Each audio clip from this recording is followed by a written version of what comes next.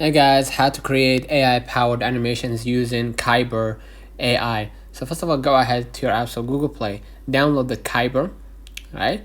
And then you're gonna go ahead and log in, of course, with your account.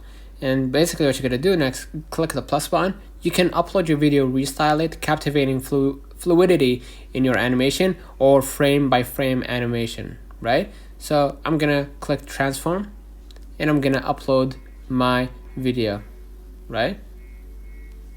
And let's say, for example, I want to upload this video.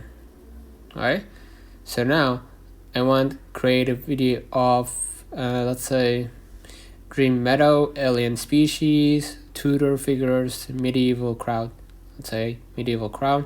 Hit continue in the style of Lost, Intergalactic. Let's say this one. You have many more templates. I'm gonna just click this one, and now as you can see the video will be generating. You're gonna see right now the end result for this video. If you want to get a one characteristic, you're gonna hear the basically the crowd and the environment is very different, and you can go ahead and click generate, and basically you're gonna be able to download it to your device. So let me know in the comments if this video helped you. Do not forget to like and subscribe. Thank you for watching.